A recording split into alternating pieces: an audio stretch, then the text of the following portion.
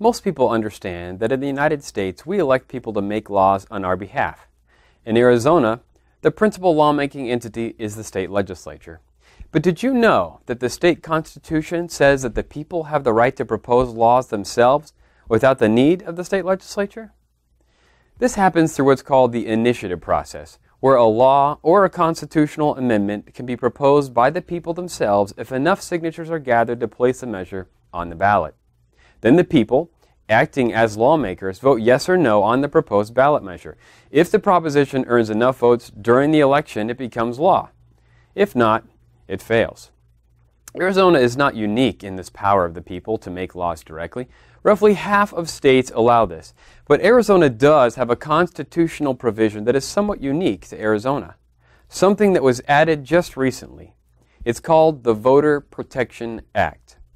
To understand how the Voter Protection Act came to be, we need to go back to the 1990s, when an initiative proposal to legalize medicinal marijuana gathered enough signatures to appear on the ballot and was subsequently passed by the people. However, due to a number of concerns put forth by some groups, including law enforcement as well as other factors, the legislature decided to repeal the recently passed proposition. You see, the marijuana proposal had been passed at the ballot as a regular statute, and the legislature has the power to amend or even repeal statutes as part of their lawmaking responsibility. So legislators decided to repeal the law even though it had just been passed by the people. As you can imagine, the repeal of the law caused a lot of controversy. After all, who were they, that is, legislators, to overturn something just passed by the people? Wasn't the legislature supposed to represent the will of the people? So what did supporters of the now repealed marijuana proposal do? They decided they wanted to severely restrict the legislature's ability to undo a law passed by the voters. But such a proposal would require a change to the state constitution, since you're talking about limiting the power of the legislature to make or repeal laws. And constitutional proposals require more signatures to qualify for the ballot than do statutory laws, like the marijuana proposition. Yet they were successful at getting the necessary signatures, and when voted upon in the next election, the voters passed the measure, though just barely, and thus was born the Voter Protection Act. So what does the Voter Protection Act do? Essentially, it creates two limitations on the legislature's ability to modify voter-approved measures.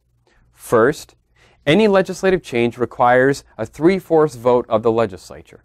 In other words, if the legislature is going to change something, it will need a supermajority of its members to agree, ensuring that the proposed change has very broad support.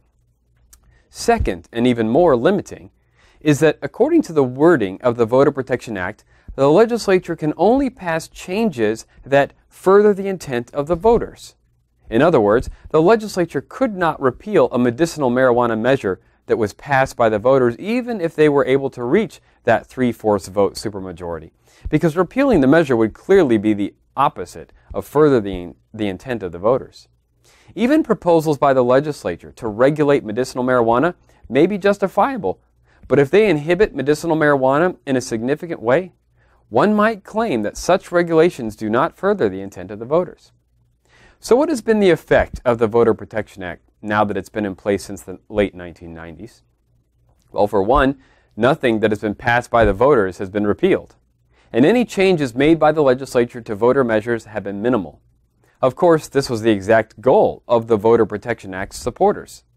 On the other hand, there have been situations where voter-approved measures have had unintended consequences. For instance, measures that require increases in spending each year have made managing budgetary challenges like those caused by the Great Recession more difficult because the legislature has less flexibility with which to act. After all, the legislature can't reduce money flowing to areas where voters have mandated it be spent, even if funds are limited. So, was the Voter Protection Act a good idea? Well, that's a philosophical question. But the next time you see a proposal on the ballot, you may stop to consider before you vote on it that the ability to change it, if it passes, will be extremely difficult, even if unintended consequences arise down the road.